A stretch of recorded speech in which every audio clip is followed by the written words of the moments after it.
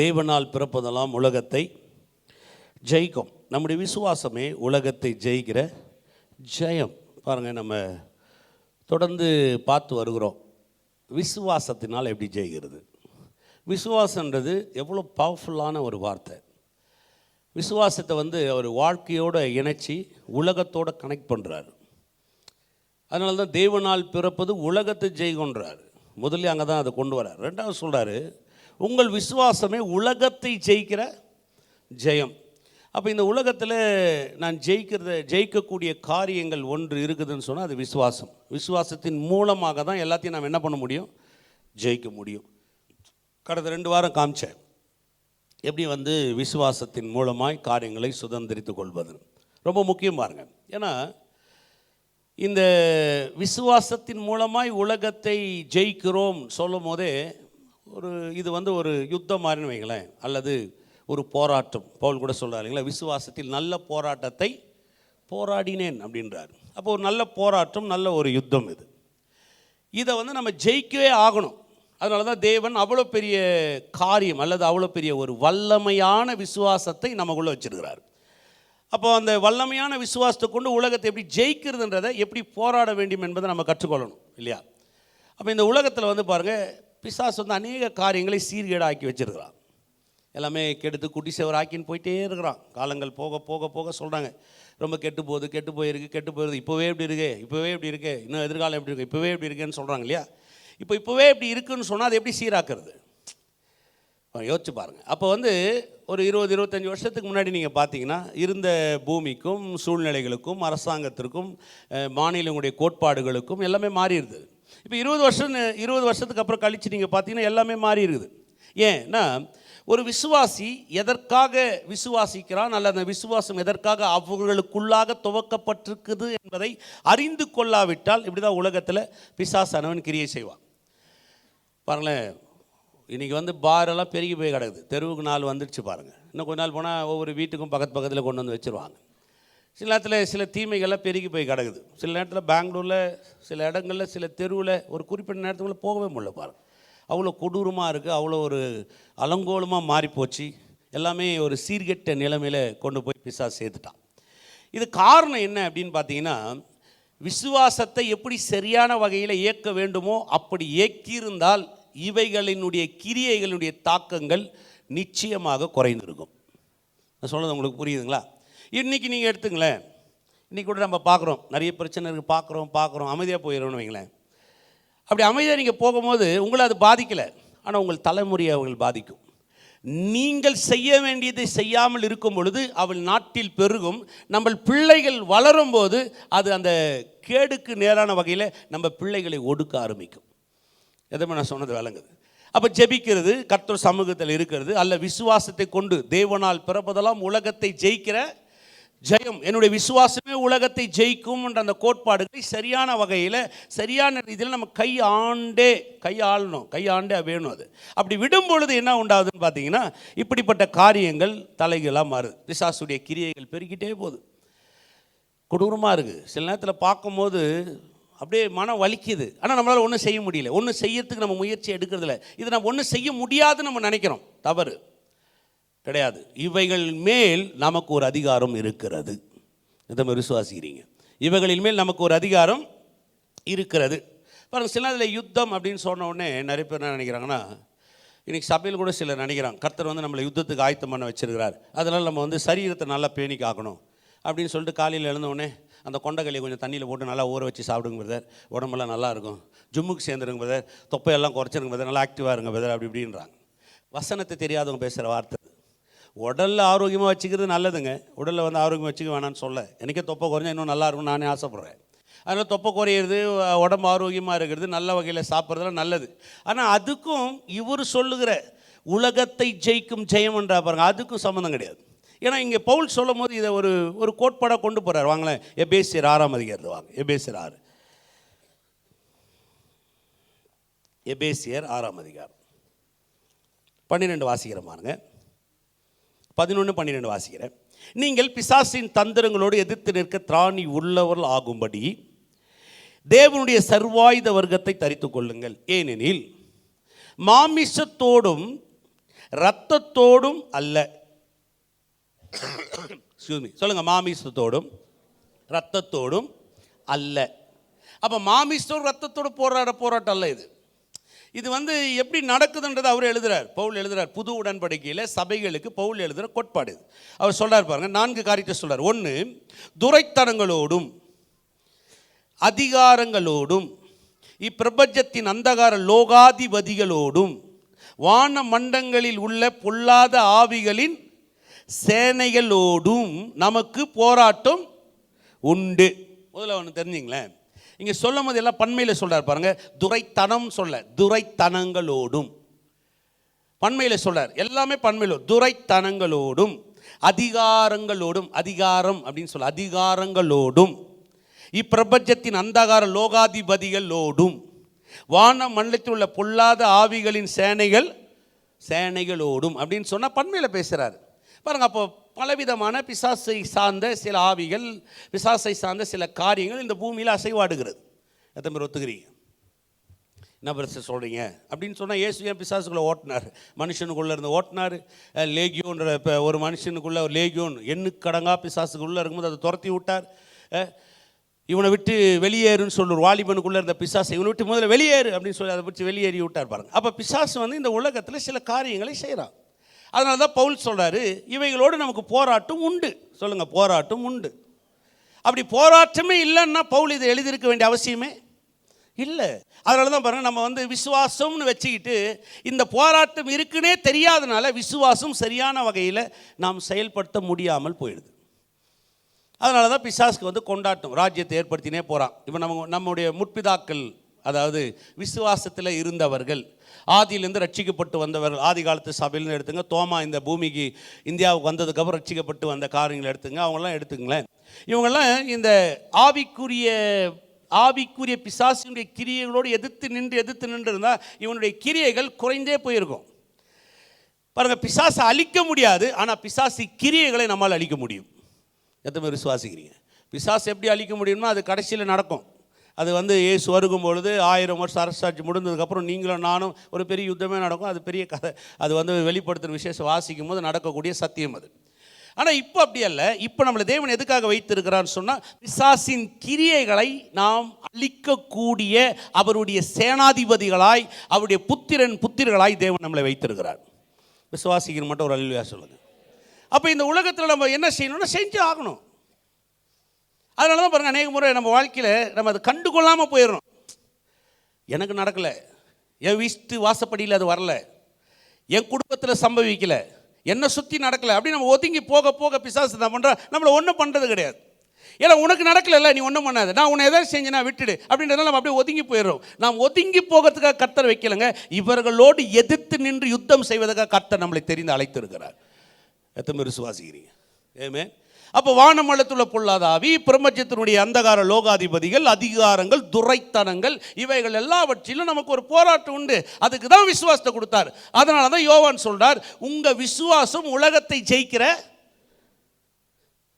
அப்போ ஒவ்வொரு இடத்துலையும் எனக்கு போராட்டம் இருக்கா? நிச்சயமா இருக்கு. பாருங்க, இதுதான் பிசாசுடைய வேலை. அடுத்து பாருங்க, எதிரி அப்படின்னு சொன்னீங்கன்னா, எதிரியை கண்டுபிடிக்காமலாம் அழிக்க முடியாது. எதிரி எப்படி பிரதர்? எதிரி எப்படி கண்டுபிடிக்கிறது? எதிரியை கண்டுபிடிச்சே ஆகணும். சொல்லுங்கள், எதிரியை கண்டுபிடிச்சே ஆகணும். ஏன்னா பிசாசு எப்படி தெரியுங்களா? டைரெக்டாக தாக்குறவன் கிடையாது, இன்டைரக்டாக தாக்குறவன். சில நேரத்தில் சொல்லுவாங்க, சின்ன வயசில் நான் போயின்னே இருந்தேன்னா பேய் அடிச்சிச்சு என்னன்னுவாங்க. பார்த்துருக்கீங்களா? கேட்டிருக்கீங்களா? கேட்கலையா? யாரையாவது அப்படி பேய் அடிச்சிருக்குதா? அப்படியே சில நேரத்தில் சொல்லுவாங்க, அப்படியே பார்த்தீங்கன்னா முதுகில் 5 கை அப்படியே பதிஞ்சிச்சு. ஏங்க, பேய்க்கு கை இருக்குன்னா அது பொழைச்சி சாப்பிட்லாம்ல? நீங்களே கொஞ்சம் யோசிப்பார்.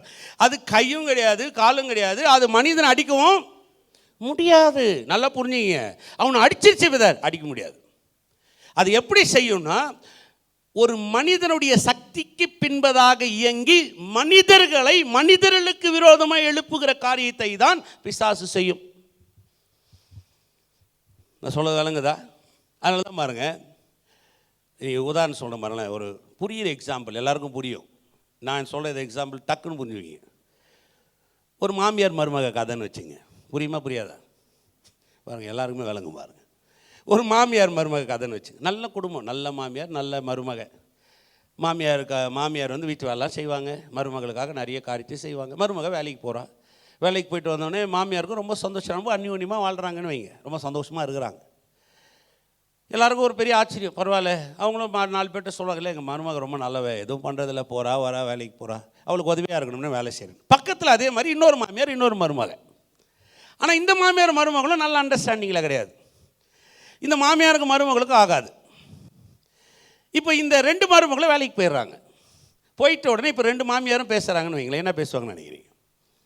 இப்போ இந்த மாமியார், என் மருமக அப்படி இல்லை. உடனே இந்த மாதிரி சொல்லும், என் மருமக கூட ஆரம்பத்தில் அப்படி தான் இருந்தா, ஆனால் இப்போ என்ன உண்டாச்சு தெரியுமா, மதிக்கிறதே கிடையாது தெரியுமா, ஒரு சாப்பிட்டியான்னு கேட்குறதில்ல, உக்காந்தியான்னு கேட்குறதில்ல, எப்படி இருக்கிறீங்கன்னு கேட்குறதில்ல, காசுக்கு உங்களுக்கு செலவு காசு வேணுமான்னு கேட்குறதில்ல, என் மேலே வந்து அக்கறையா இல்லை, உடம்பு சரியில்லை நான் ஹாஸ்பிட்டலுக்கு போகணும்னு சொல்கிறதில்லன்னு இதெல்லாம் சொல்லிட்டு போயிடறாங்கன்னு வச்சுங்களேன்.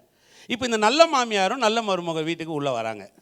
சாயங்காலம் இந்த நல்ல மருமக வீட்டுக்கு வரா. இந்த நல்ல மாமியார் உட்காந்துக்கிறாங்கன்னு வைங்களேன். ரொம்ப டயர்டாக வராங்க, அப்படியே சோர்ந்து போய் வராங்க. நேராக போட உடனே டயர்டாக இருக்குது சொல்லிட்டு பேக்கை வச்சுட்டு அங்கே சோப்பாவில் அவங்க உட்காந்துருந்தா கூட பார்க்காம, ஒரு வேலை உட்காந்துட்டு இருக்கிறாங்களே இந்த மாதிரி டயர்டில் போய் நேராக போய் பெட்டில் ஒரு 2 மணி நேரம் தூங்கிடுறாங்கன்னு வச்சுங்களேன். உடனே இந்த மாமியாருக்கு என்ன தோணும், சே கரெக்டு தான், காலிலேருந்து உழைச்சிட்டு உட்காந்துக்கிறேன், இப்போ பார்த்தியா சாப்பிட்டீங்களா அத்தைன்னு ஒரு வார்த்தை அவள் கேட்டாளா, 2 மணி நேரம் போய் மல்லாந்துன்னுக்கிறா. இப்போ உள்ள யார் இது, எங்கேருந்து எங்கே வேலை செய்யுது நீங்கள் சொல்லுங்களேன், இது எங்கே பக்கத்து வீட்டு மாமியார் வேலை செஞ்சாங்களா? இல்லை, பக்கத்து வீட்டு மாமியார் வீட்டில் பிசாசி ஆல்ரெடி வேலை செஞ்சுட்டு இருக்கிறான். இப்போ அந்த பக்கத்து வீட்டு மாமியாருக்கு பின்னாடி வேலை செஞ்ச பிசாசு இப்போ இந்த பக்கத்து வீட்டுக்கு ட்ரான்ஸ்ஃபர் ஆகுறான். நான் சொல்லது உங்களுக்கு விளங்குதா விளங்கலையா? இப்போ நீங்கள் எங்கே வேறு இருப்பீங்க? இப்போ பாருங்களேன், இந்த மருமகளுக்கு வந்து காலையில் எழுந்தவுடனே இவங்க டிஃபன் எனக்கு உடம்பு வலிக்குதுன்னு படுத்துதான் வச்சு, இப்போ மருமகளுக்கு என்ன தோணும், என்னடா நேற்று வரையும் நல்லா தானே இருந்தாங்க, இவங்களுக்கு என்ன ஆகிப்போச்சு, இல்லையே இப்படி இல்லையே இவங்க. உடனே இவங்க பின்னாடி யோசிக்க மாட்டாங்க, வர வர என் மாமியார் ரொம்ப கெட்டவள் ஆகிட்டேன். இப்போ பிசாஸ் பாருங்கள் எங்கே போயிட்டான் பாருங்க. நான் சொல்லது விளங்குதா? மனிதர்களுக்கு பின்பதாக இருந்து கொண்டு மனிதர்களுடைய உறவுகளை சீரழிப்பது தான் பிசாசுடைய வேலை. ஒரு நாளும் பிசாசு டைரக்டா வேலை செய்யவே, அவன் குணாதிசயம் அப்படிதான். ஏவாள் கிட்ட போய் நேரம் நின்னா, ஹலோ சிஸ்டர் ஏவாள் எப்படி இருக்கிறேன்னு கேட்டானா, எப்படிங்க போனா, எப்படி போனா, பாம்புக்குள்ளே போய் பாம்பு பேசுற மாதிரி பேசுறான் பாருங்க. இன்னைக்கு அநேக நேரத்தில் நமக்குள்ள நம்மளை டைரக்டாக தாக்க முடியாததுனால இந்த பிசாசு என்ன பண்ணுறான் அப்படின்னு பார்த்தீங்கன்னா, யார் மூலமாவது யார் பின்பதாக மனிதனையே மாற்றுறான். இப்போ இந்த மாமியார் கோவதுன்னு வைங்களேன், இந்த நல்ல மாமியார் நல்ல மருமகளுக்கு எடுத்துங்க, உடனே அவரோட பிள்ளைய கூப்பிடுது, இல்லைடா இவன் நான் வர விசாரிக்கவே மாட்டேன்றா, நீ என்ன வேலை செய், இவளை டைவர்ஸ் பண்ணிடுறா. இப்போ இந்த மாமியார் யாரை போய் டீல் பண்ணாங்க, மருமகள். அடுத்து அவன் கல்யாணம் பண்ணணும், யாரை கல்யாணம் பண்ணணும் சொல்லுங்களேன், திருப்பி யாரை கல்யாணம் பண்ணணும்? இப்போ மனிதர்களை மாற்றுவதனால அந்த பிரச்சனைக்கு தீர்வு வருமா? சான்ஸே கிடையாது. அப்போ பின்பதாக இருக்கிற பிசாசை அறிந்து கொள்ளணும். அதனால தான் பாருங்க, எதிரிகளின் சூழ்ச்சிகளை நாம் புரிந்து கொள்ள கற்றுக்கொள்ள வேண்டும். சொல்லுங்க பக்கத்தில், எதிரிகளின் சூழ்ச்சிகளை நாம் புரிந்து கொள்ள வேண்டும். அப்போ எதிரிகளின் சூழ்ச்சிகளை புரிந்து கொண்டா விசுவாசத்தை வைத்து நம்மால் ஜெயம் கொள்ள முடியும். நம்முடைய விசுவாசமே உலகத்தை ஜெயிக்கிற ஜெயம். விசுவாசம் என்னது என்ன பாருங்க, தேவன் உதவி செய்யக்கூடிய காரியத்துக்கு பேர் தான் என்னதுங்க விசுவாசம். விசுவாசத்தை தோக்குபவர் யாரு? தேவன். இப்போ ஒரு பிரச்சனை அல்லது ஒரு போராட்டம் அல்லது ஒரு துரைத்தனம் அல்லது ஒரு அதிகாரம் அல்லது ஒரு வான மண்டலத்தில் உள்ள பொல்லாத ஆவி அல்லது இந்த பூமியில் உள்ள லோகாதிபதி, எது வேணாலும் இருக்கலாம். இந்த ரகசியங்களை எப்படி ஜெயிக்க முடியும்னா இந்த விசுவாசத்தின் மூலமாய். ஏன்னா இந்த விசுவாசத்துக்கு உதவி செய்கிறவர் உயிர்த்தெழுந்த கர்த்தராகிய இயேசு கிறிஸ்து. நான் சொல்றது எத்தனை பேர் விளங்குது? ஆமென். அப்போ எதிரியினுடைய சூழ்ச்சி அறிஞ்சிக்காம, எதிரியினுடைய காரியம் புரிந்து கொள்ளாமல் நம்மால் ஜெயம் கொள்ளவே. சொல்லுங்க, உதாரணம் சொல்ல பாருங்க. ஒரு கதையை நம்ம கேட்டிருப்போம் படிக்கிற காலத்தில், சின்ன வயசில், ஆனால் மறந்துட்டுருப்போம். நினைவுபடுத்த நான் விரும்புகிறேன். ஒரு காக்கா கதை. ஒரு காக்கா என்ன பண்ணிச்சான், ஒரு மரத்து மேலே கூடு கட்டிச்சான். நிறைய முட்டைகளை வச்சுட்டே இருந்துச்சான். அந்த மரத்தில் கீழேயே அந்த மரம் பொந்துக்குள்ளே ஒரு புத்துலேருந்து ஒரு பாம்பு வந்து மேலே வந்து இந்த முட்டையை ஆம்லேட் பண்ணி சாப்பிட்டு போய் நேருமா. காக்கா ரொம்ப வருத்தப்பட்டுச்சா. உடனே பாம்பு கிட்ட போய் டீல் பேசி பார்க்கலாம். ஏன் இப்படி பண்ணுதுன்னு கூப்பிட்டு, பாம்பே உனக்கே மனசாட்சி இருக்குதா? என் இனத்தை பெருக்கணுன்றதுக்காக தான் நான் முட்டைலாம் வைக்கிறேன். நீ மனசாட்சியே இல்லாமல் மேலே வந்து நீ முட்டையெல்லாம் ஆம்லேட் பண்ணி சாப்பிட்டு போயிடுறியே, இது உனக்கே நியாயமான். உடனே பாம்பு பார்த்துட்டு அப்படின்னு சிரிச்சிட்டு போயிடுச்சான். இந்த காக்காவுக்கு ரொம்ப கஷ்டமாக வேறு மரத்தை தாண்டிச்சான். பாம்பு பார்த்து நினைச்சான், நீ எந்த மரத்துக்கு போனாலும் நான் உன்னை ஃபாலோ பண்ணுவேன்னு தெரிஞ்சு போச்சான். இப்போ முட்டைகளை இடுவதற்கு சாத்தியம் இல்லாதனால ரொம்ப கவலையோடு கூட இந்த காக்கா உட்காந்துருச்சான். அப்போ ஒருத்தர் வந்தாரான் பக்கத்தில், நரி ஒன்று வந்துச்சான். நரியை பார்த்து காக்காவுக்கு கேட்சான், காக்கா ஏன் சோகமாகிற? அதை போப்பா, இந்த மாதிரி முட்டை வச்சு அந்த பாம்பு வந்து ஆம்லேட் போட்டு சாப்பிட்டு போயிடுது, என் இனத்தையே பெருக்க விட மாட்டேங்குது, அதை எதிர்க்கிறதுக்கும் எனக்கு பலன் இல்லை, அதுக்கிட்ட போய் காம்ப்ரமைஸ் போனாலும் அது ஒத்து வர மாட்டுது, சரி ஒதுங்கியாவது போயிடலான்னு பார்த்தாலும் மனசு கஷ்டமாக இருக்குது, என் குஞ்சுகளை நான் பொறிக்க முடியாமல் போயிடுறேன். உடனே நரி சொல்லிச்சான், இதான் அவன் பிரச்சனையா, நான் ஒரு ஐடியா தரேன். பக்கத்து நாட்டில் ஒரு ராஜா இருக்கிறான், அங்கே ஒரு அந்தபுரம் இருக்குது, அங்கே மகாராணி குளிப்பா, அந்த வைர நக்லைஸை கொண்டு வந்து எங்கே போட்டுரு, பாம்பு புத்தில் போட்டுரு, மிச்சதெல்லாம் நல்லா நடக்கும் போன்னுச்சான். உடனே இந்த காக்கா என்ன பண்ணிச்சா, நேராக பறந்து போய், இதுக்கு தான் வடை தூக்குற பழக்கம்லாம் இருக்குது, அப்புறம் இந்த கையிலேருந்து பறித்து தின்ற பழக்கம்லாம் இருக்குது, நேராக போய் ராணி கழட்டி வச்ச உடனே கரெக்டாக அந்த வயர் மாலையை தூக்கிட்டு நேராக பறந்து வந்துச்சுக்கலாம். பறந்து வந்தோடனே எல்லோரும் பார்க்குற மாதிரி சேவைகளாக துரத்திட்டு வராங்களாம், அதுவும் மெதுவாக பறந்துன்னு வருதா. வந்தோடனே நேராக வந்து அந்த புத்து மேலே உட்காந்து எல்லாரும் பார்க்குற மாதிரி உள்ளே விட்டுருச்சான். உடனே சேவர்கள் என்ன பண்ணாங்களாம், எடுத்த உடனே முதல்ல என்ன வந்துச்சிங்களா, புஷ்ஷுன்னு பாம்பு அப்படியே பயரெடுத்து நினைச்சான். உடனே அவன் பார்த்தானா, நீ புஷ்ஷுன்னு சொல்லி வால் எடுத்து அதை தலையை வெட்டிட்டு வயரத்தை எடுத்துன்னு போயிட்டானான். எதிரிகளை சரியான வகையில் கையாளுவது விசுவாசத்துக்குரிய ஞானம். எத்தனை பேர் நீங்கள் விசுவாசிக்கிறீங்க? அல்லேலூயா.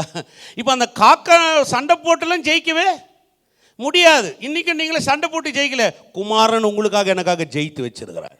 குமாரன் முன்கூட்டியே உங்களுக்காக எனக்காக எல்லாத்தையும் ஆயத்தம் பண்ணி வச்சிருக்கிறார். எத்தனை பேர் விசுவாசிக்கிறீங்க? அதனால தான் வேதம் சொல்லுகிறது, இந்த உலகத்தில் இருப்பவனை காட்டிலும் உங்களுக்குள் இருக்கிற உயிர்த்தெழுந்த இயேசு பெரியவராய் இருக்கிறார். எத்தனை பேர் விசுவாசிகள் மட்டும் அல்லேலூயா சொல்லுங்க. அப்போ இந்த பிசாசுடைய தந்திரங்களை பகுத்தறிந்து அவைகளை நாம் வேறறுக்க கற்றுக்கொள்ள வேண்டும். ஆமென். எத்தனை பேர் நான் சொன்னது விளங்குது?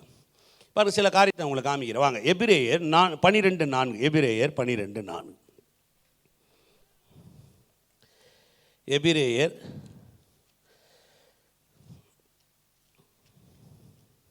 12ஆம் அதிகாரம் 4வது வசனம். பாவத்துக்கு விரோதமாய் போராடுகிறதில் இரத்தம் சிந்தப்படத்தக்கதாக நீங்கள் இன்னும் எதிர்த்து நிற்கவில்லையே. எபிரேயர் 12:4. இந்த வசனத்தை எப்படி எடுக்கலாம்? யோசிச்சு பாருங்க. பாவத்திற்கு விரோதமாய், சொல்லுங்க, பாவத்திற்கு விரோதமாய் போராடுகிறதில் இரத்தம் சிந்தப்படத்தக்கதாக நீங்கள் இன்னும் எதிர்த்து நிற்கவில்லையே. இங்கே என்ன பேசுகிறாருன்னா, ஏதோ நம்முடைய பாவத்தை வந்து நம்ம எதிர்த்து போராடுறத பற்றியெல்லாம் அப்படி பேசல அவர். ஏன்னா நம்முடைய பாவத்தை அவர் ஜெயிச்சிட்டார். யார் சொல்லுங்கள், யாருங்க ஜெயிச்சிட்டார்? இப்போ அவரை நம்ம விசுவாசிக்கிறதுனால நாம் நம்முடைய பாவத்தோடு எதிர்த்து போராட வேண்டிய காரியம் இல்லை. ஏன்னா வேதம் சொல்லுகிறது, நமக்குள் இருக்கிறவரே அதை ஜெயித்து எழுந்தபடினால கிருபையினால நம்மளை நிலைநிற்க செய்ய வல்லவராக இருந்திருக்கிறார். இது வந்து எதுவும் நான் வந்து என்னுடைய பாவத்துக்கு எதிர்த்து நிற்கிறேன்னு கிடையாது. இதை நீங்கள் சரியாக புரிஞ்சுக்கணுன்னு பார்த்தீங்கன்னா, பாவத்திற்கு எதிர்த்து நிற்கத்தக்கதாக போராடவில்லைன்னு சொன்னால், இந்த உலகத்தில் அநேக பாவத்தின் கிரியைகள் இருக்குது. இந்த உலகத்தில் அநேக பாவத்தின் கிரியைகள் நம்ம கண்ணு முன்னாடி நிறைய பார்க்குறோம். பார்க்க நாம் யாருமே இதுக்கு எதிர்த்து நின்று போராடுவதே இல்லை. நம்ம என்ன நினைக்கிறோம்? ஆரம்பத்தில் சொன்னது மாதிரி நம்ம என்ன நினைக்கிறோம்? அது உலகத்தில் நடக்குது, நமக்கு நடக்கலைன்னு நினைக்கிறோம். ஆனால் வேதம் என்ன சொல்லுகிறது? பாவத்திற்கு எதிர்த்து நின்று போராடலையே அப்படின்னு கேட்குறாரு. இன்னொன்று அது கீழே சொல்ற, ரத்தம் சிந்துதலே இருந்தாலும் அப்படின்றாரு. ஒரு பெரிய காரியமே நடக்கணுமே அப்படின்றாரு. ஏமே, அப்போ நம்ம பார்க்கும்போது என்ன பண்ணுங்க, நீங்களே கொஞ்சம் யோசிச்சு பாருங்களேன். நீங்கள் நியூஸை திறந்து பாருங்கள், உங்களுக்கே மனசு வலிக்கல? எத்தனை பேர் செய்தியை கேட்டுட்டு ரொம்ப அருமையாக தூங்குனீங்க? ஒன்றும் இல்லைங்க, ரொம்ப இல்லை, ஒரு மணி நேரம் உட்காந்து எந்த நியூஸாக எந்த சேனலாக அதை உட்காந்து பாருங்கள், உங்களுக்கே மனசு வலிக்கும். சில நேரத்தில் நமக்கு தோணும், என்னடா நாட்டில் நம்ம வாழ்கிறோம், இவ்வளோ கொடுமையாக இருக்குது, சில நேரத்தில் நமக்கே சேனல் ஆஃப் பண்ணிடலாமான்னு தோணும். சில நேரத்தில் அந்த நியூஸை உட்காந்து வாசிக்கிறதுக்கு மனசு வலிக்க ஆரம்பிக்குது பாருங்கள். 8 வயசு பிள்ளைய 4 பேர் 7 பேர் சேர்ந்து ரேப் பண்ணுறான்னு கேட்டால் நம்மளால் தாங்க முடியுதா?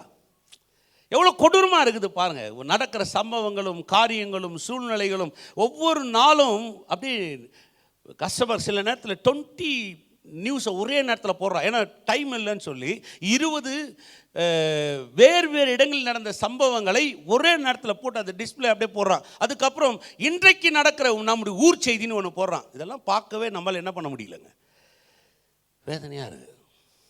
அப்போ இதுக்கெல்லாம் நம்ம என்ன பண்ணணும் அப்படின்னு பார்த்தீங்கன்னா, எதிர்த்து நின்றே ஆகணும்.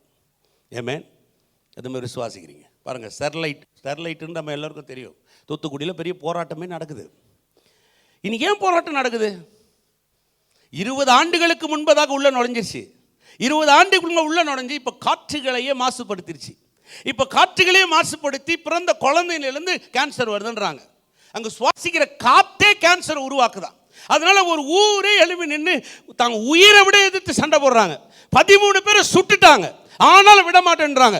நாங்கள் அந்த கம்பெனி அந்த ஃபேக்டரி மூடுவோம் எதிர்த்து நின்று சண்டை போடுறாங்க. யோசிச்சு பாருங்களேன். இன்னைக்கு அந்த ஃபேக்டரி திரும்ப திறந்து விட்டாங்க. பரவாயில்லைங்க, ஏதோ கொஞ்சம் பேர் செத்தாங்க, நம்ம வாழ்றோம். இன்னும் 20 வருஷத்துக்கு பாருங்க, தூத்துக்குடி என்கிற மாவட்டமே இல்லாமல் போயிடும். எத்தனை பேர் விசுவாசிக்கிறீங்க? நான் பிறந்து வளர்ந்ததெல்லாம் ஆம்பூரில் தான் பாருங்கள். பிறந்தது திருப்பத்தூர், வளர்ந்ததெல்லாம் ஆம்பூர். வேலூர் மாவட்டம் தான் என்னுடைய சொந்த ஊர். தண்ணி குடிக்க முடியாது இன்னைக்கு. ஆம்பூரில் தண்ணி குடிக்க முடியுமா? போரில் எடுத்து ஆம்பூரில் ஒரு நல்ல தண்ணி இருக்குதான்னு காட்டுங்க பாருங்க. சுற்றி 50 கிலோமீட்டர் நான் சொல்கிறேன். எத்தனை பேர் பேரணாம்பட்டுலாம் போயிருக்கீங்க? பேரணாம்பட் போய் பாருங்கள். நெட்டில் போய் உட்காந்து நீங்களே கூகுளில் பேரணாம்பட்டுன்ற ஊரை குறித்து சர்ச் பண்ணி பாருங்கள்.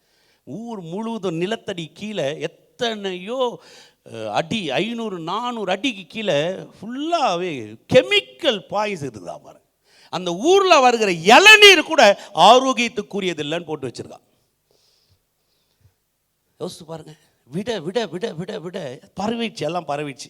இன்னைக்கு அதே தாங்க பிசாசம் செய்கிறான். நீங்களும் நானும் இந்த துரைத்தனங்களையும் அதிகாரங்களையும் இந்த லோகாதிபதிகளையும் வானம் மண்டத்துள்ள பொல்லாத ஆவிகளோடும் எதிர்த்து நிற்காதபடினால இன்னைக்கு இந்த பூமியை, இந்த மாநிலத்தை பிசாச ஆளுகை செய்கிறான்.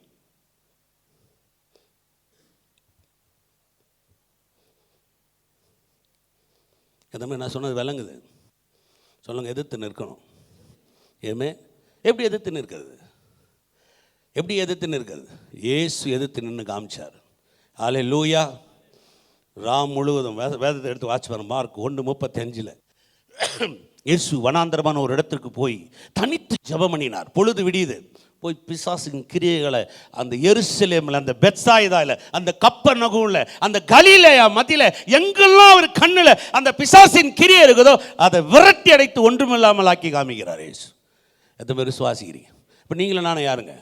எண்ணிலும் பெரிய காரியங்களை நீங்கள் சொல்லுங்க. எண்ணிலும் பெரிய காரியங்களை, என்ன பெரிய காரியம் சொல்லுங்க. அப்போ இந்த பாவத்தை, நம்ம பாவத்தின் கிரிகளை பார்க்கும்போது நம்மளால என்ன பண்ண முடியல? நம்ம ஒதுக்கி போயிடுறோம். ஒதுக்கி போகிறதுக்காக கர்த்தர் நம்மளை தேவனால பிறக்க செய்யல. நம்ம விசுவாசத்தை கொண்டு உலகத்தை ஜெயிக்கணும் வைக்கல. அதை எதிர்த்து நிற்கணும். தேவனால் பிறப்பது உலகத்தை ஜெயிக்கும். யார் தேவனால் பிறந்தவங்க? எத்தனை பேர் தேவனால் பிறந்தவங்க இருக்கிறீங்க? கரங்களை உயர்த்தி, இன்னும் கரங்களை உயர்த்தி. நான் தேவனால் பிறந்தவன் சொல்லுங்க. நான் தேவனால் பிறந்தவன், உலகத்தை ஜெயிக்கிறவன் சொல்லுங்க. என் விசுவாசமே உலகத்தை ஜெயிக்கிற ஜெயம். நான் என்ன பண்ணி ஆகணும் சொல்லுங்க? எதிர்த்து நிற்கணும். ஏமே விளங்குதா? இப்போ விட்டுருங்க. இல்லை பரவாயில்ல, கர்த்தர் ஸ்தோத்திரம், ஏதோ வேலைக்கு போகிறேன், பிஸியாக இருக்கிறேன், ஏதோ கர்த்தருக்காக நாங்கள் பண்ணுறது எல்லாத்தையும் நாங்கள் ஆவிக்குரிய கண்ணோட்டிலே பார்க்க முடியாது. வருது. உங்கள் பிள்ளைகளை மனதில் நினைவு கொள்ளுங்கள். நீங்கள் சேர்த்து வைக்கிற ஆஸ்தினால் உங்கள் பிள்ளைகளுக்கு பாதுகாப்பு கிடையாது. நீங்கள் பிசாசின் கிரியைகளை உங்கள் விசுவாசத்தை கொண்டு உங்களுக்கு கொடுக்கப்பட்டிருக்கிற ஆயுசு நாட்களை அவர்கள் அழிக்கும் பொழுது உங்கள் தலைமுறையும் உங்கள் சந்ததியும் உங்கள் சந்தானமும் இந்த பூமியில் கர்த்தருக்காக சிறப்பாய் வாழ முடியும். எதை நான் சொன்னது விளங்குது? இப்போ புரியுதா ஏன் ஜெபிக்கிறோன்னு? 5 மணிலேருந்து 6 மணிக்கு சும்மாலாம் இங்கே கூடில்ல, ஏதோ மோஷன்லாம் கூடல. ஏன் ஜெபிக்கிறோம்? இது நம்ம பூமி. எந்த மாதிரி சுவாசிக்கிறீ? உலகத்தில் இருக்கிறவனை பிசாசை கர்த்தர் தோக்கடிச்சு காமிச்சார். எத்தனை பேர் விசுவாசிக்கிறீங்க அதை? அதனால தான் சொன்னார் உலகம் எங்கும் போகிறார். ஏமே வாங்க சில காரியத்தை வாசிக்கிறேன். லூக்கா 12 வாங்கினேன், 3ஆம் அதிகாரத்துக்கு வாங்க. லூக்கா 3:7 வாசிக்கிறேன். சில காரியத்தை நான் உங்களுக்கு வாட்சி காமிக்கிறேன். லூக்கா 3:7 வா.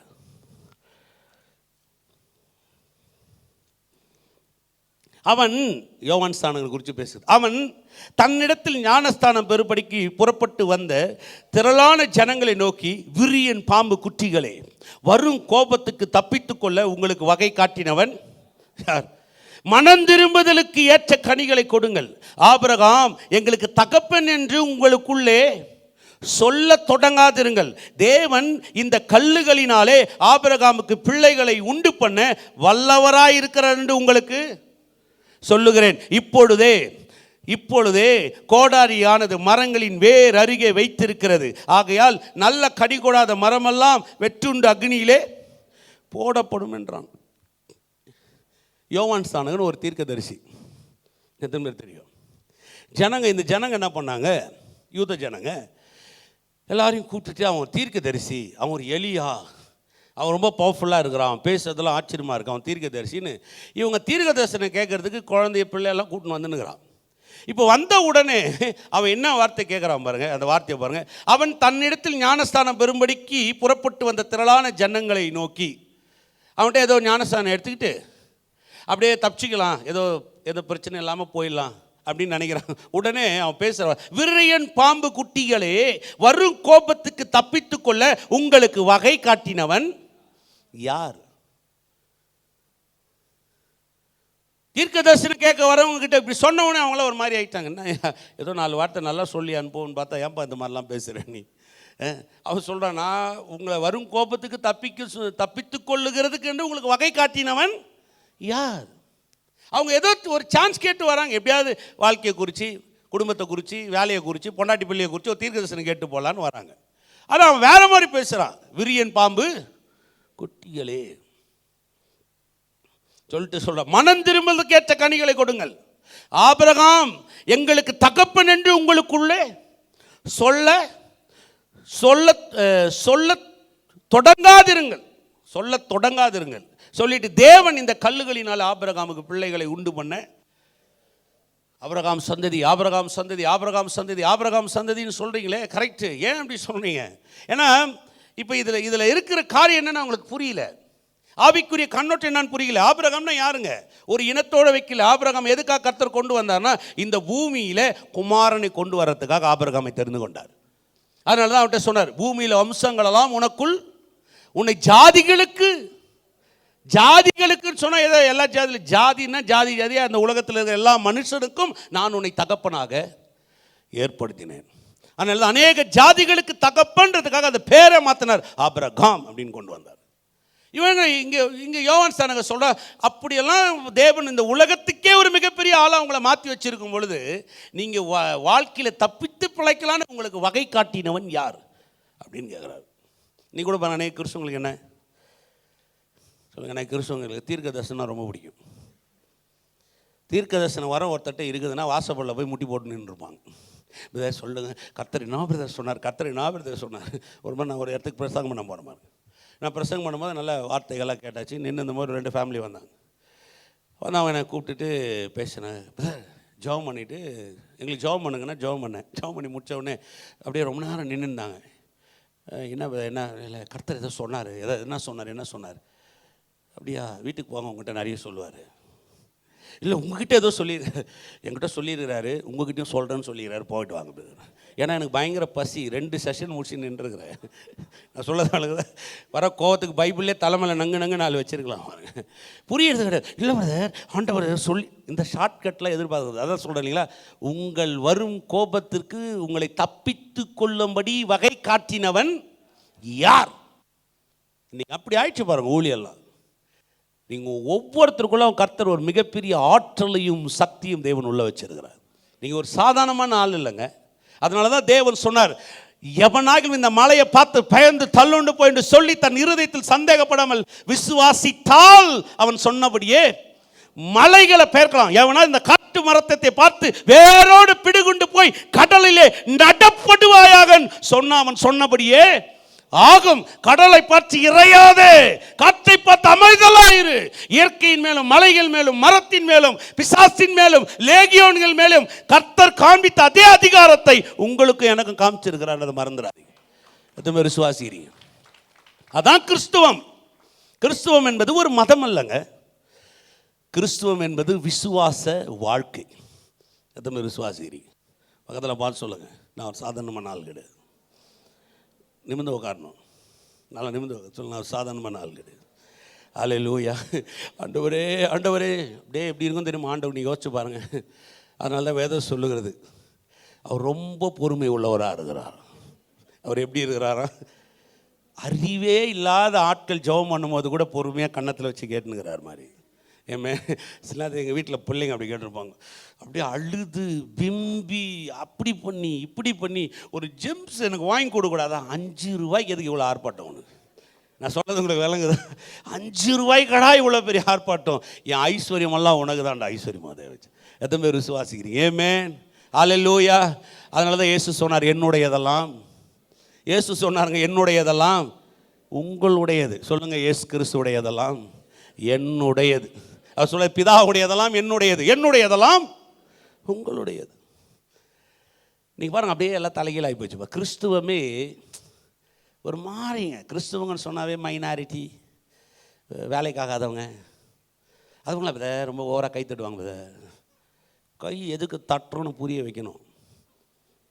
சும்மா வளருவாங்க. வித அந்நிய பாஷை எதுக்கு பேசிக்கணும், உலகம் பார்க்கணும்.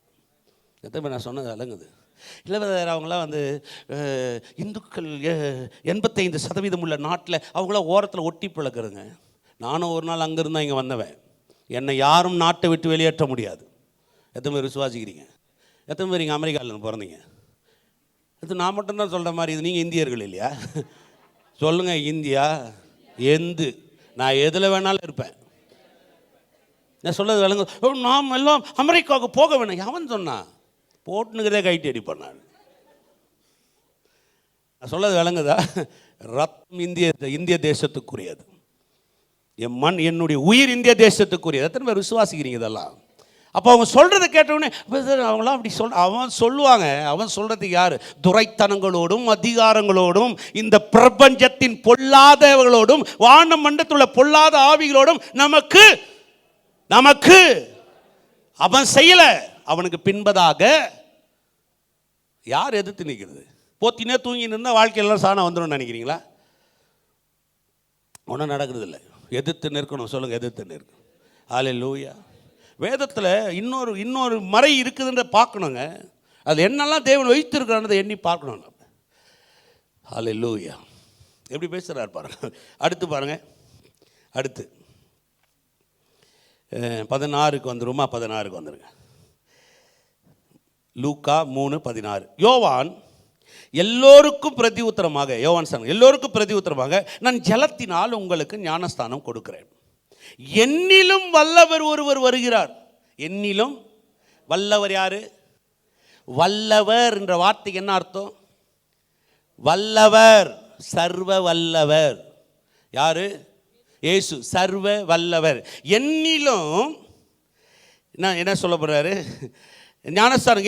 என்னிலும் சர்வ வல்லவர் ஒருவர் வருகிறார். அவருடைய பாதரட்சியின் வாரை அழுக்கிறதுக்கு நான் பாத்திரம் இல்லை. அவர் பரிசுத்த ஆவியினாலும் அக்னியினாலும் உங்களுக்கு ஞானஸ்தானம் கொடுப்பார்.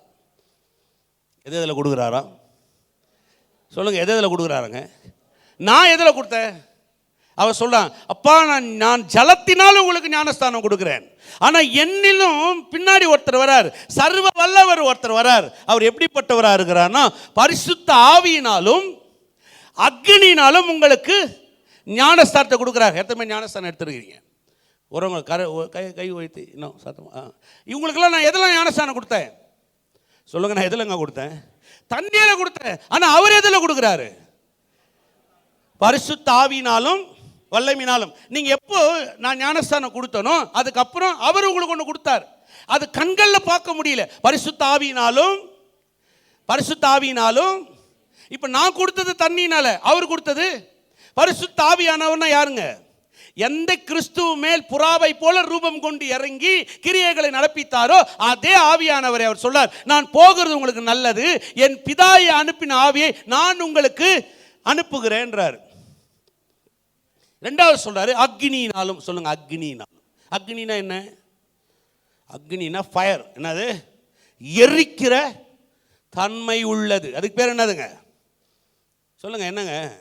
அப்போ என்ன என் மேல பரிசுத்த ஆவியினாலும் அக்னியினாலும் என்ன அபிஷேகம்னா, பிசாசின் கிரிகளை பார்க்கும்போது ஆவியோட வல்லமையினால அவைகள் ஒன்றுமில்ல ஆக்கணும். அதான் முதலாவது.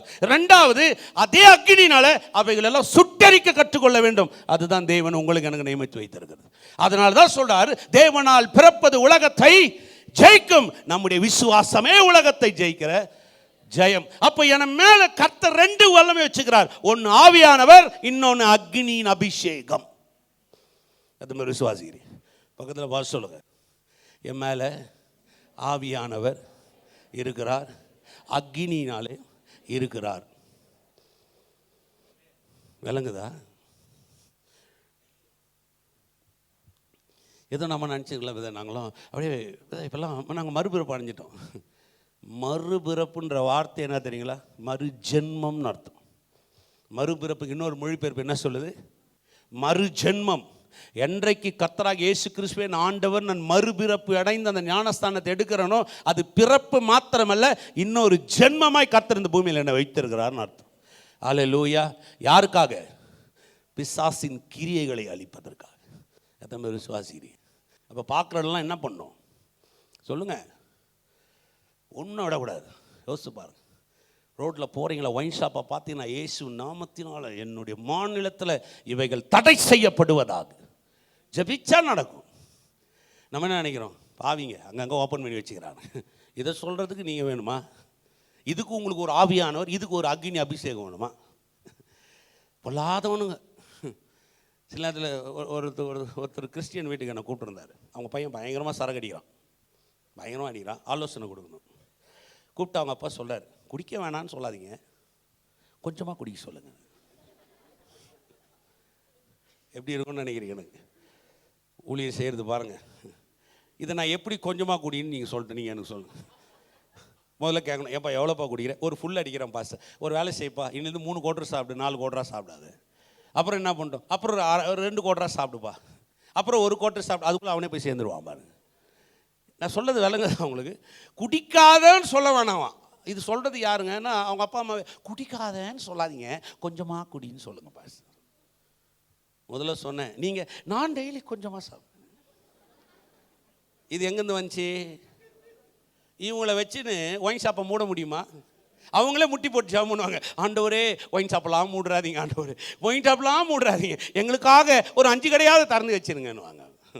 எங்கள் ஏரியாவில் ஒன்று வச்சுருங்க ஆண்டவரே, ரொம்ப தூரமாக இருக்குது, பக்கத்தில் வச்சிங்கன்னா கொஞ்சம். புரியல. அறிவு கட்டமான கிறிஸ்துவ வாழ்க்கை. மரித்ததுக்கு பின்பதாக ஒரு ஜீவன் இருக்கிறதை எண்ணி பார்க்க கற்றுக்கொள்ள வேண்டும். கிறிஸ்துவனுக்கு மரணம் என்பதே இல்லை என்பதை உணரணும். உங்களை எவருக்கு மரணம் என்பது இல்லை. எத்தனை பேர் விசுவாசிக்கிறீங்க? எனக்கு மரணமே இல்லைங்க. மரணத்தின் கொண்டியை கொடுக்கை என் கர்த்தராகிய இயேசு உடைத்து போட்டார். நான் மண்ணுக்குள் செல்வதில்லை, மண்ணுக்குள்ள போகும் பொழுது விண்ணுக்கு நேராய் நான் செல்லுகிறேன் என்பதுதான் என் மரணம். கிறிஸ்துவன் சாவுக்காக படைக்கப்பட்டவன் அல்ல, கிறிஸ்துவன் சரித்திரம் படைப்பதற்காக தேவனால் எழுப்பப்பட்டவனாக இருக்கிறான். எத்தனை பேர் விசுவாசிக்கிறீங்க? சொல்லுங்க. நீங்கள் சாவுக்காக அல்ல, சரித்திரம் படைப்பதற்காக. ஏமே எதுவுமே நான் சொன்னதெல்லாம் விளங்குது. புரியுதா? கிறிஸ்தவனா என்னன்னு சும்மா சர்டிஃபிகேட்டில் வச்சுக்கிறது இல்லை, பேர் மட்டும் அப்படியே பெருசாக அப்படியே பயங்கரமாக ஜான் பெர்னாண்டோஸ் அப்படின்னு அப்படி நீட்டிக்கிறது இல்லை. பாருங்க, பேரில் இல்லை, விசுவாசத்தில். சொல்லுங்க. என் விசுவாசம் உலகத்தில் உள்ள பிசாசின் கிரியைகளை ஜெயிக்கும். விசுவாசிக்கிற மட்டும் காரங்களை தட்டி. அப்போ ஆவியினாலும் அக்னியினாலும். சொல்லுங்க, ஆவியினாலும் அக்னியினாலும். ஹல்லேலூயா. எந்த பேர் விசுவாசிக்கிறீங்க? ஆமென். வாங்க அடுத்து பாருங்க. 17. துற்றுக்கூடை அவர் கையில் இருக்கிறது. அவர் தமது களத்தை நன்றாய் விளக்கி கோதுமை தமது களஞ்சியத்தில் சேர்ப்பார், பதரையோ அவியாத அக்னியில் சுட்டெரிப்பார் என்றான். வேறு அநேக புத்திமதிகளை அவன் அவளுக்கு சொல்லி பிரசங்கித்தான். 19 கார் பங்கு தேசாதிபதியாக ஏரோது தன் சகோதரனான பிலிப்பின் மனைவி ஏரோதியாளிகள் நிமித்தமாகவும் தான் செய்த மற்ற பொல்லாங்களின் நிமித்தமாகவும் யோவானாலே கடிந்து கொள்ளப்பட்ட போது தான் செய்த மற்ற எல்லா பொல்லாங்குகளும் தவிர யோவானையும் காவலில். ஏரோதுக்கு யோவான் ஸ்தானங்கன்னா ரொம்ப முடியும். ஏன்னா யோவான் ஸ்தானன் யாரு? ஒரு தீர்க்கதரிசி. யோவான் ஸ்தானன் யாரு? அதனால் ஏரோதுக்கு எப்பவுமே யோவான் மேலே ஒரு அன்பு. ஆனால் ஏரோது சகோதரனுடைய மனைவியை வச்சுட்டு சகோதரனையே கொண்டுட்டார். இந்த விஷயம் யோவானுக்கு தெரியும். இப்போ யோவான் அவனை கடிந்து கொண்டார். என்ன பண்ணாருங்க? கடிந்து கொண்டார். என்ன சொன்னார் சொல்லுங்க? என்ன பண்ணார்? இப்போ நான் யோசிச்சு பாருங்களேன். பெரிய ஆள்,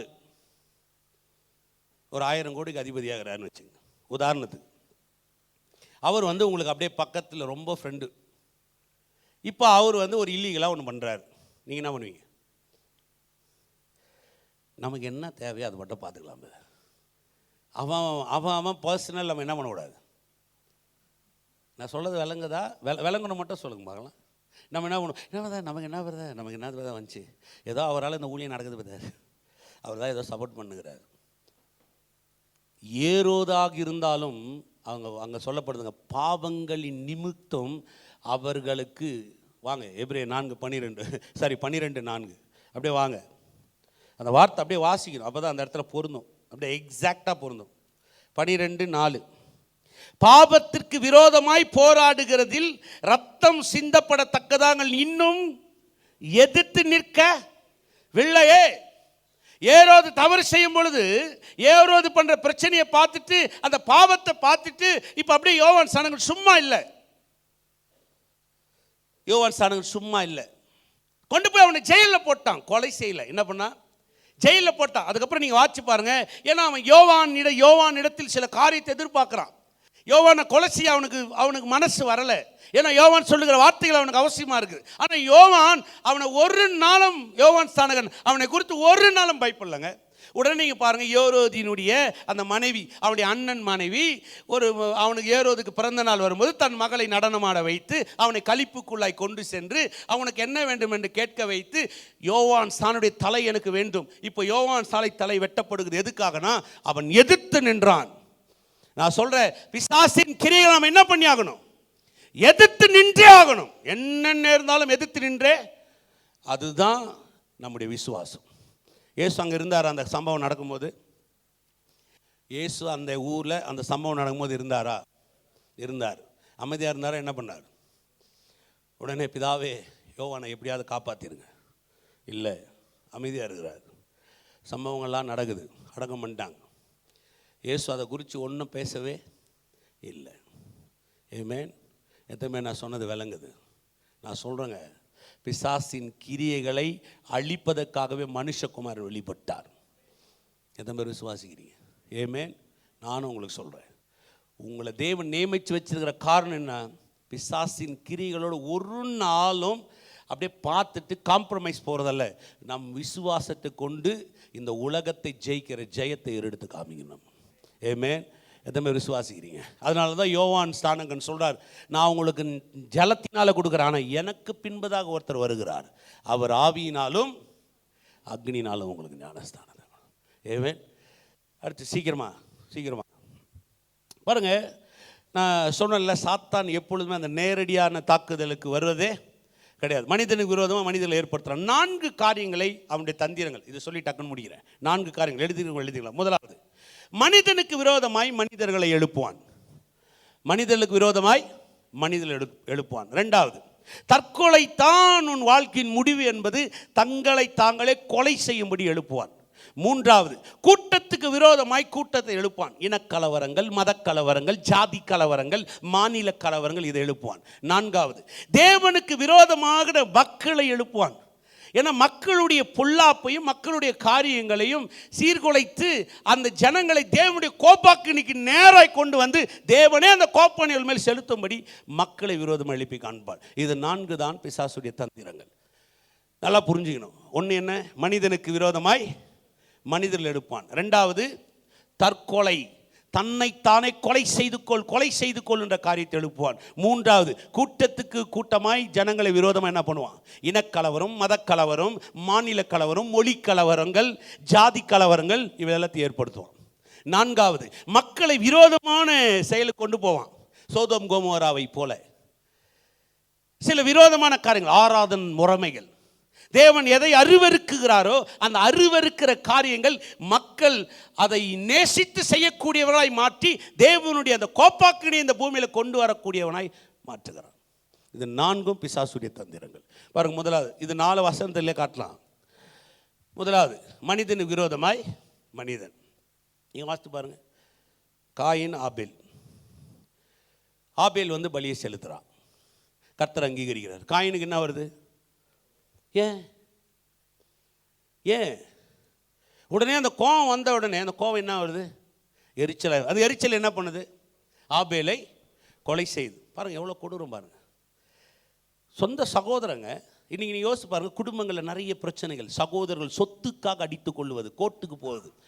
இப்போ சமீபத்தில் ஒரு 2-3 நாளாக ஒரு பெரிய நியூஸே பரவிட்டு இருக்குது பாருங்க. திருவள்ளூர் மாவட்டத்தில் ஒரு பெத்த தாயை ஃபேஸ்புக் காதலுக்காக தன் மகளே கத்தியால் கொடூரமாய் கொலை செய்தது. எத்தனை பேர் தெரியும்? அதெல்லாம் பார்த்துறீங்களா? அதெல்லாம் பெத்த தாயை கொடூரமான வகையில் கத்தியினாலே பல மார்களை சுற்றி கொலை செய்தார். யார் செய்தது? யோசிச்சு பாருங்க. பெத்த தாயை, தகப்பனே பிள்ளைகளை கொலை செய்கிற அக்கிரமங்கள், கொடூரங்கள், விரோதங்களை உண்டு பண்ணுகிறார். இதான் பிசாசுடைய வேலை. 2வது தற்கொலை. பாருங்க, இந்த தற்கொலைன்றது எப்படின்னா நயவஞ்சகமாக தற்கொலை செய்து கொள்ளலாம். பார்த்தீங்கன்னா டக்குலாம் போய் அப்படி தொங்கிறதில்ல. மன ரீதியாய், சத்தத்தின் ரீதியாய் அவங்களுக்கு உள்ளாக ஒலிக்கும். செத்துரு.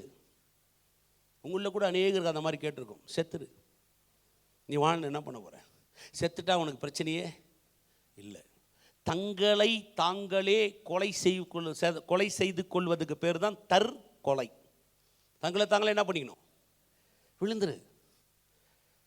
நீ செத்துட்டினா யாரும் உனக்கு கேள்வி கேட்கவே முடியாது.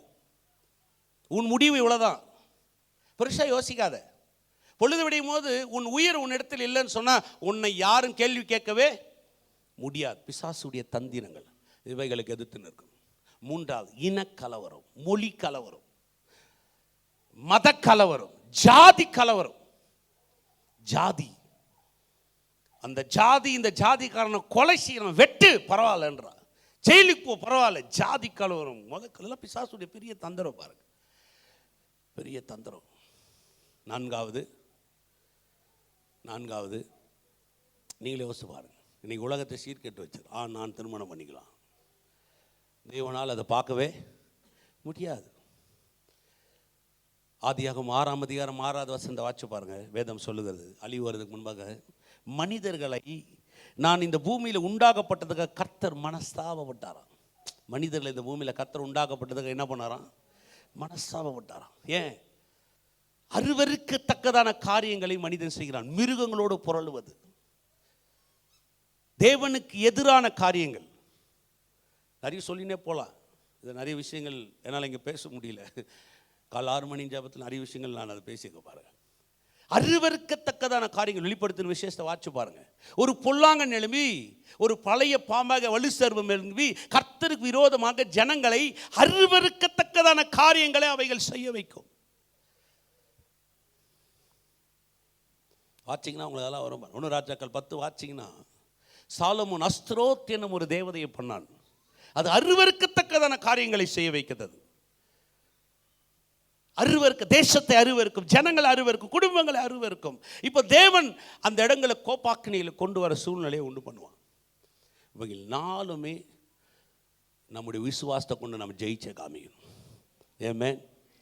தேவனால் பிறப்பதெல்லாம், தேவனால் பிறப்பதெல்லாம், தேவனால் பிறப்பதெல்லாம் என் விசுவாசமே உலகத்தை ஜெயிக்கிற. இப்போ யோசிச்சு பாருங்க, கர்த்தர் எங்கே கொண்டு வந்து நிற்க வச்சிருக்கிறார். அப்போ என்னை பரிசுத்த ஆவியினாலும் அக்னியினாலும் என்ன பண்ணி வச்சிருக்கிறார்? அபிஷேகம் பண்ணி வச்சிருக்கிறார். ஹல்லேலூயா. அப்போ இவ்வளவு நாளாக இந்த கிரியைகளை கண்டு கொள்ளாமல் இருந்தது நம்முடைய தவறு. இப்பொழுது இந்த கிரியைகளுக்கு மேல் நாம் எதிர்த்து நிற்கும் பொழுது கர்த்தர் நமக்கு துணை நிற்கக்கூடியவராக இருக்கிறார். பயப்படாதே, திகையாத, நான் உன் தேவன். நீ ஆறுகளை கடக்கும்போது அது உன் மேல் புரளாது, அக்கினியில கடக்கும் பொழுது நீ வேகாத இருப்பாய். எத்தனை பேர் விசுவாசிக்கிறீங்க? நான் சொல்றேங்க, இந்த உலகமே உங்கள் மூலமாய் விடுதலை அடையணும் தேவன் நியமித்து வச்சிருக்கும் பொழுது உங்க வாழ்க்கையும் உங்க குடும்பமும் உங்க பொருளாதாரமும் எப்படிப்பட்ட விடுதலை அடையும் என்றதை கொஞ்சம் எண்ணி பாருங்க நீங்களே. ஹல்லேலூயா, ஹல்லேலூயா. அதனால தான் சொல்றாரு பாருங்க, உன்னதமானுடைய மறைவில் இருக்கிறவர்கள் சர்வ வல்லவருடைய நிழலில் தங்குவார்கள். அப்போ நம்மளை எதுக்கு சர்வ வல்லவர் ஒரு நிழல் வச்சு பாதுகாக்கிறாருன்னா, இப்படிப்பட்ட கிரியைகளை நீங்கள் நானும் எதிர்த்து நின்றே ஆகணும். எதுவுமே விசுவாசிக்கிறீங்க? எதிர்த்து நின்றே ஆகணும். அதனால தான் ஆண்டவர் சொல்றார், முதலாவது தேவனுடைய ராஜ்யத்தையும் நீதியும் தேடுங்கள், இவைகளெல்லாம் என்ன வேணும்? சாலமோனோட உன்னை பெரிய ஆளாக்கி காமிச்சிருவார். எதுவுமே விசுவாசிக்கிறீங்க? வேதம் சொல்லுதுங்க, சாலமோனிலும் பெரியவர் உங்கள் மத்தியில் இருக்கிறார். சாலமோனிலும் பெரியவர். சாலமோன் ஐஸ்வர்யன், அவன் நாங்கள் ஐஸ்வர்யவான். அவனை விட டாப்பாக கர்த்தர் மாற்றி காமிப்பார். எந்த பூமி நல்லா இருக்கணும்னு சாலமோன் கேட்டான். இந்த ஜனங்கள் கடலின் மணலத்தனையாக இருக்கிறாங்களா ஆண்டவரே, இவங்களை நான் எப்படி நடத்துவேன்? கர்த்தர் பார்த்தார், இந்த விருப்பம் உன் இருதயத்தில் இருந்தபடினால் நீ கேளாத ஐஸ்வர்யத்தையும் கேளாத தீர்காயுசையும் நான் உனக்கு தருவேன். நீ உயிரோடு இருக்கிறவரை ஒருவனும் எதிர்த்து நிற்பதே. இந்த பூமியில் இந்த பிசாசி கிரியைகள் அழிப்பதற்காக நான் தேவனிடத்தில் நிற்கும் போது கர்த்தர் சொல்லுகிறார், நீ கேளாத ஐஸ்வர்யத்தையும் நீ கேளாத பகைஞனுடைய பிராணனையும் உன் தீர்காயுசையும் நான் உனக்கு தர வல்லவராரு. எத்தனை விசுவாசிக்கிறீங்க? ஹல்லேலூயா. யோசிச்சு பாருங்க, ஆஸ்தியும் ஐஸ்வர்யம் யாருடையதுங்க? கர்த்தருடையது. கர்த்தருடையது. இப்போ வாழணுமே, என் தேவன் என்னை ஆசீர்வதித்தால் அதை தடுப்பது யோபு 42:2. தேவரீர் நீர் சகலத்தையும் செய்ய வல்லவராக இருக்கிறீர், நீ செய்ய நினைத்தது தடைபடாது. சொல்லுங்க, தடைபடாது. எத்தனை பேர் விசுவாசிக்கிறீங்க? அப்போ என் வேலை என்ன? இந்த பூமி எங்கும் அவருடைய நாமமே அல்லாமல் வேறொரு நாமத்துக்கு கட்டளையிடப்படவில்லை. அப்போ அந்த நாமம் எனக்கு தரிக்கப்பட்டிருக்கிறது. எத்தனை பேர் விசுவாசிக்கிறீங்க? அப்போ என் வேலை என்ன? நான் வேலை செய்கிற இடமா இருக்கலாம், என் பூமியாக இருக்கலாம், என் தெருவாக இருக்கலாம், என் வீதியாக இருக்கலாம், என் பட்டணமாக இருக்கலாம், என் மாநிலமாக இருக்கலாம், என் தேசமாக இருக்கலாம், பிசாசின் கிரியைகளை அழிப்பதே நான் பிறந்திருக்கிறேன். அதுதான் என்னுடைய பிறப்பு.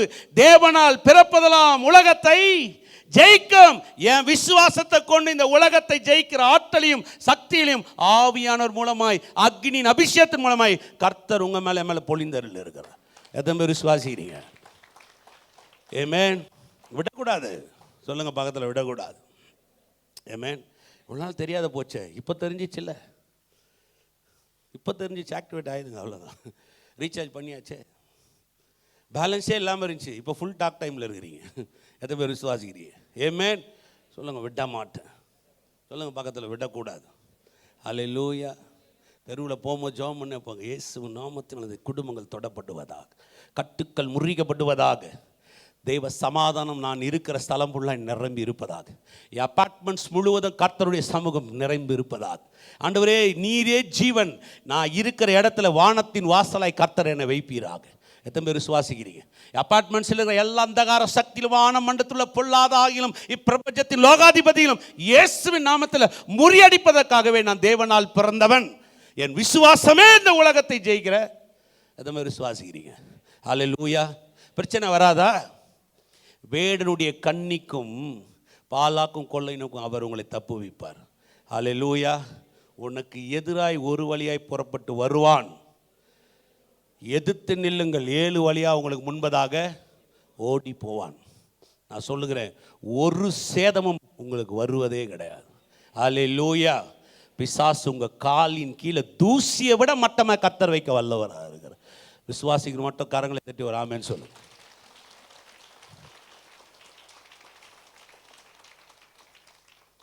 போதும், சும்மா ஏதோ நம்ம வாழ்ந்துட்டு அப்படியே சோத்திரம் ஆண்டவரே இதெல்லாம் பத்தாது. சொல்லுங்க, அதெல்லாம் பத்தாது. எவ்வளோ பெரிய இடம் இருந்தாலும் பத்தாது. சின்னசாமி ஸ்டேடியம்லேயே நம்ம சபை நடத்தினா கூட பத்தாது. அதை விட பெரிய எழுப்புதலை கர்த்தர் நம்ம மாநிலத்தில் தர வல்லவராக இருக்கிறார். அந்நிய கண்களால் அல்ல, என் சொந்த கண்களை அதை காணும். விசுவாசிக்கணும், எழுக்கணும். ஒவ்வொரு நாள் எழுந்து நின்று அப்படி ஜெபிக்கணும். விடாதீங்க. 5 மணிக்கு தூக்கத்தை தவறுங்க. வேலை வெட்டி busy busy busy busy busy busy busy busy வேலை மாற்ற மாதிரி ஆகிடாதீங்க. குக்கரை போட்டு வேக வச்சு பிசாஸ் அப்படியே ஒரே மாதிரி கொலை நாக்கி வச்சிடறான் பாருங்க.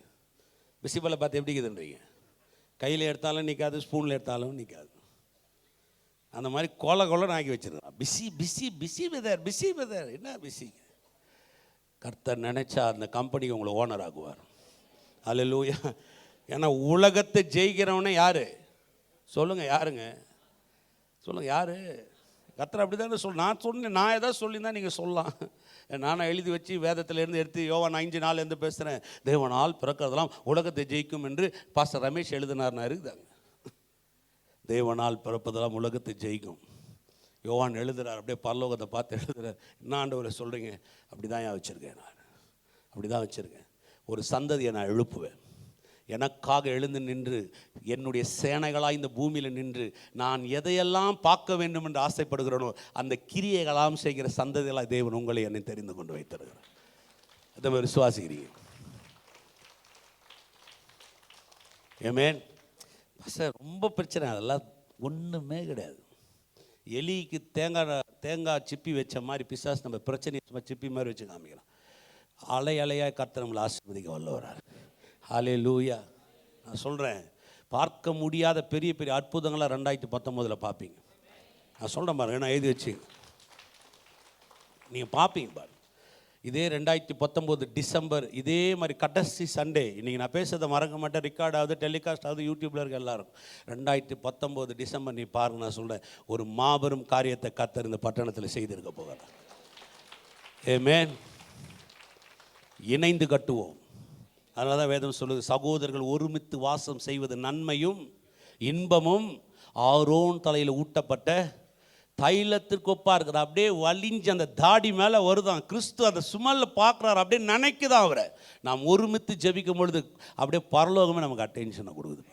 நமக்காக தூதர்கள் உருவின வாளோடு நம்மளை சுற்றி நிற்பார்கள். நமக்காக மகா பிரதான ஆசாரியர் சிம்மா அந்த கிருபாசனத்துக்கு முன்பாக பிதாவுக்கு முன்பதாக எழுந்து நின்று உங்களுக்காக எனக்காக மகிமையை செலுத்தக்கூடியவராக இருக்கிறார். கிறிஸ்துவின் ரத்தம் நம்ம மேல் இருக்கும்.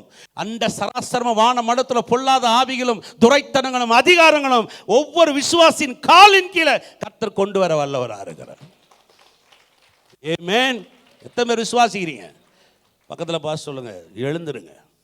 ஆமென். அப்படி இருக்கணும். நம்ம போதும், சோர்ந்து வாழ்ந்து போதும் பாரு. கண்ணி சிந்து அழுது புலம்புனது போகும். எழுந்து நில்லுங்க, ஜெபம் பண்ணுங்க. உங்கள் பிரச்சனைகளெல்லாம் கர்த்தர் தூள் ஆக்கிடுவார். ஹல்லேலூயா.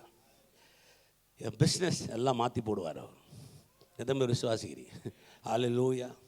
ஹல்லேலூயா. கர்த்தர் பெரியவர், மாபெரியவராக இருக்கிறார். எழுந்து நிற்கலாம், நேரமாகி போச்சு. ஆமென். எத்தனை பேர் சந்தோஷப்படுறீங்க? ஹல்லேலூயா. கரங்களை உயர்த்தி எல்லாம், கரங்களை உயர்த்தி எல்லாம், அப்படியே கரங்களை உயர்த்தி கண்களை மூடி, ஆண்டவரே நன்றி நன்றி நன்றி ஆண்டவரே.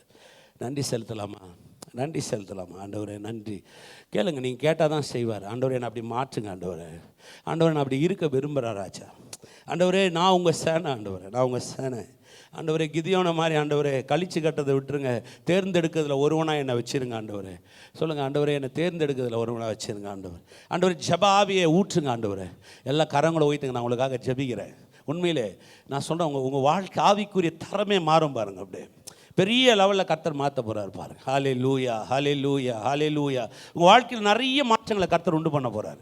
இதுவரை இந்த ஆவிக்குரிய சோர்வெல்லாம் கர்த்தர் மாற்றி போட போகிறார். நீங்கள் கலங்கின கண்கள் சிந்தின நாட்களை விட இனி கர்த்தருக்காக எழும்பி பிரகாசிக்கிற நாட்கள் அதிகமாக இருக்கும். இதுவரையும் நீங்கள் விதைக்கக்கூடாத அளவுக்கு மாபெரும் விதைகளை கர்த்தர் சமூகத்தில் விதைக்கக்கூடிய சந்ததியை கர்த்தர் உங்களை மாற்றி வைப்பார். ஹல்லேலூயா. எல்லா கரங்களை உயர்த்தி எல்லா கண்களும் மூடப்பட்டிருக்கிறது. ஹல்லேலூயா. ஹல்லேலூயா. ஓ நன்றி நன்றி நன்றி நன்றி ஆண்டவரே. ஹல்லேலூயா. ஹல்லேலூயா. ஹல்லேலூயா. ஹalleluya ஹalleluya. எல்லா கண்களும் மூட, கரங்களை உயர்த்தி கேளுங்க, ஆண்டவர்கிட்ட கேளுங்க. அப்பா அப்பா என்னை பயன்படுத்துங்கப்பா. ஹalleluya ஹalleluya. அப்படி மகிமையின் கரத்தில் நம்மளை ஒப்பு கொடுக்கலாமா? ஹalleluya. ஓ நன்றி நன்றி நன்றி. இதெல்லாம் ஒரு வெளிப்பாடாக வரணும் பாருங்க, உள்ள வெளிப்பாடாக வரணும். நம்முடைய ஆவிக்குள்ள கர்த்தர் செய்கிற கிரியை தான் இதெல்லாம். ஓ நன்றி நன்றி நன்றி நன்றி ராஜா. எல்லா கரங்களை உயர்த்தி சில வினாடி அப்படியே ஓ ரலரபாபாமா. ஓ நன்றி நன்றி நன்றி நன்றி ராஜா. ஓ ரிலா ராஷகோ மலரலோ ரோகோ பாபா. ஓ ராமா மாமா மாமா. தகப்பனே மக்கு நன்றி நன்றி நன்றி நன்றி நன்றி. ஹalleluya ஹalleluya ஹalleluya ஹalleluya ஹalleluya. ஓ நன்றி நன்றி நன்றி ஆண்டவரே. ஓ ரலா ராமா மாமா மாமா மாலா ராஷகோ பாலா ராமா மாமா மாமா. ஓ ரிலோ ரோஷகோ பாபா பாபா. தகப்பனே நன்றி நன்றி நன்றி நன்றி நன்றி. ஹalleluya.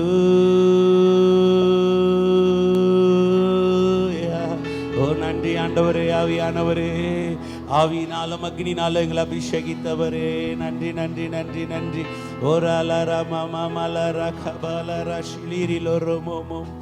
ஆவியானவரே, ஹalleluya ஹalleluya ஹalleluya ஹalleluya.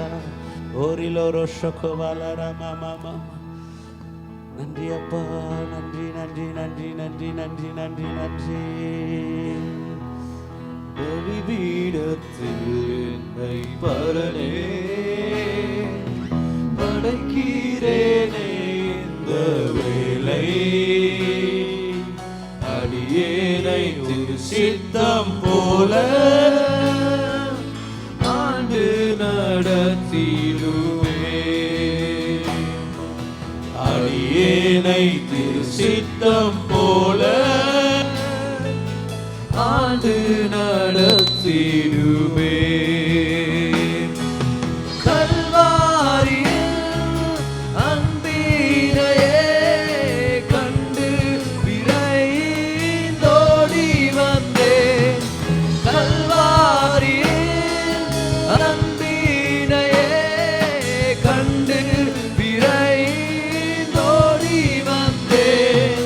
கழுவும் திரு ரத்தத்தாலே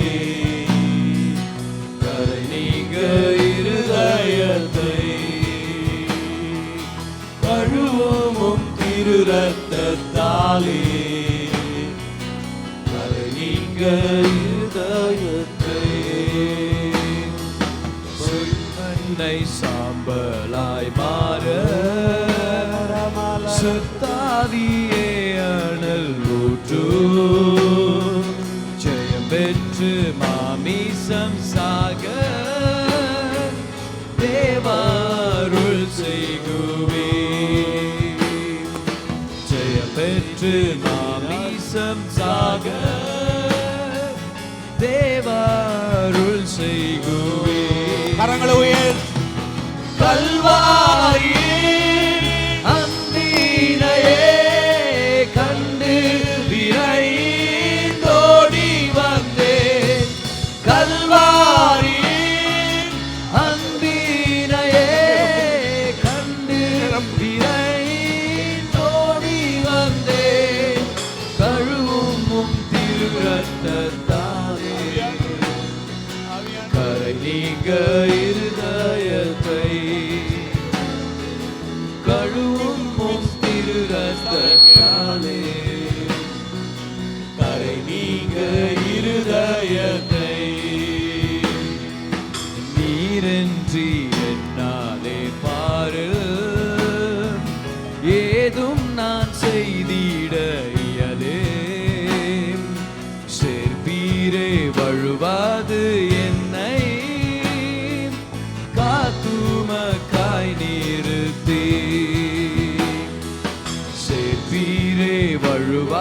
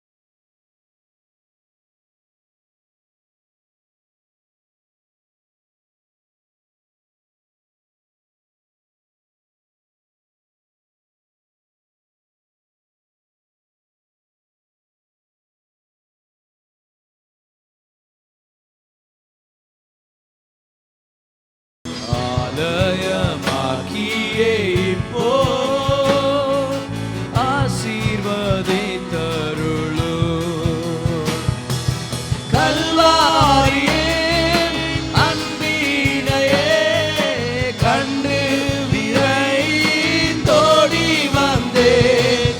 கல்வாரியின் அன்பினையே கண்டு விரைந்தோடி வந்தேன். கழுவும் திருரத்தத்தாலே கரை நீங்க இருதயத்தை, கழுவும் திருரத்தத்தாலே கரை நீங்க இருதயத்தை. அல்லேலூயா. எல்லா கரங்களும் உயர்த்தி, ஆண்டவரே இந்த பலிபீடத்தில் நாங்கள் உண்மை கொடுக்குறோம் சாமி. எங்கள் ஆவி ஆத்மா சரீரத்தை நாங்கள் உங்களுக்கு கொடுக்குறோம். உங்களுடைய அபிஷேகம் பெருகிட்ட ஆண்டவரே, உங்களுடைய ரத்தத்தின் வல்லமை எங்கள் வாழ்க்கையில் வெளிப்படட்டும். கேட்ட ஒவ்வொரு சத்தியம் இருதயங்களில் பதிக்கப்படட்டும் ஆண்டவர். அப்படி ஆவி ஆத்மா சரீரத்தில் பலன் கொண்டு எழுந்திருக்க கர்த்தர் கிருபை செய்கிறார். எல்லா சோர்வுகளும் இயேசு நாமத்தில் விலகட்டும். குடும்பங்கள் ஆசீர்வதிக்கப்படட்டும். வந்திருக்கிற ஒவ்வொரு குடும்பத்தின் மேலும் ஜீவனை பேசுகிறேன். குடும்பத்தின் மேலே சமாதானத்தை பேசுகிறேன். பொருளாதார செழிப்பை பேசுகிறேன். சுகத்தை பேசுகிறேன் ஆண்டவர். ஆண்டவரே, உம்முடைய ராஜ்யத்துக்கு வந்து நிற்கிற நாம் ராஜ்யத்துக்குரிய ஆசீர்வாதங்களோட நாங்கள் நிற்போம் என்பதை அறிந்திருக்கிறோங்க தான். கிறிஸ்தவனுடைய எல்லா ஆசீர்வாதங்களும் நன்மைகளும் மேன்மைகளும் அப்படி வாழ்க்கையில் வந்து பழிப்பதாக, குடும்பத்துக்குள்ளாக தேவ சமாதான நிலை கொண்டிருப்பதாக. கர்த்தாவே, இப்படி வாக்கு தத்தங்கள் கிறிஸ்தேசுக்குள் ஆம் என்றும் ஆமேன் என்றும் இருப்பதாக.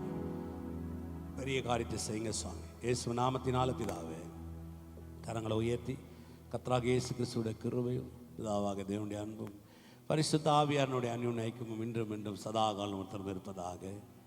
ஆமேன். கர்த்தர் உங்களை ஆசீர்வதித்திருக்கிறார். இன்றைக்கு மாலை ஆராதனை இருக்காது, நினைவில் வைத்துக் கொள்ளுங்க. மீண்டும் நாளை இரவு 10 மணிக்கு மீண்டும் நாம் சந்திப்போம். வந்துருங்க. ட்ராவல் டெஸ்க்கை மறந்துடாதீங்க. எனக்கு லெஃப்ட் சைடில் ட்ராவல் டெஸ்க்கு நாங்கள் நேம் எழுதி ஆட்கள் அமர்ந்திருப்பாங்க. அதுக்கு தேவையான ஃபோன் நம்பரை கொடுங்க. யாராவது நாங்கள் ஹெல்ப் பண்ணுறோம், நாங்கள் ட்ராப் பண்ணுறோன்னு சொன்னால் நீங்களும் அவளை சந்தித்து உங்களுடைய ஃபோன் நம்பரையும் உங்களுடைய டீட்டெயில்ஸ் அவங்கள்ட்ட கொடுத்தீங்கன்னு சொன்னால் அன்றைக்கி உங்களை அணுக அவங்களுக்கு உதவியாக இருக்கும். கர்த்தர் உங்களை ஆசீர்வதித்திருக்கிறார். இந்த பாடலை பாடி நாம் கலைந்து செல்வோம்.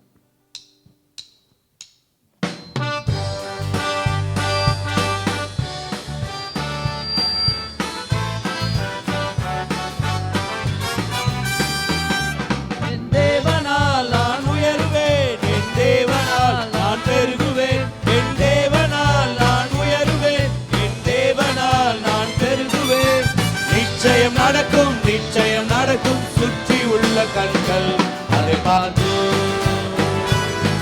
அதை சுற்றி உள்ள கண்கள் என் தேவனால் நான் உயருவேன். என் தேவனால் நான் பெருகுவேன். என் தேவனால் நான் உயருவேன். என் தேவனால் நான் பெருகுவேன். நிச்சயம் நடக்கும். நிச்சயம் நடக்கும். சுற்றி உள்ள கண்கள் அதை பார்த்து, உள்ள கண்கள் அதை பார்த்து. ஹல்லேலூயா. கரங்களை தட்டி உற்சாகத்தோட கர்த்தர் நல்லவர். ஆமென். அவர் உங்களை ஆசீர்வதித்திருக்கிறார். மீண்டும் நாளை இரவு 10 மணிக்கு மீண்டும் நாம் சந்திப்போம்.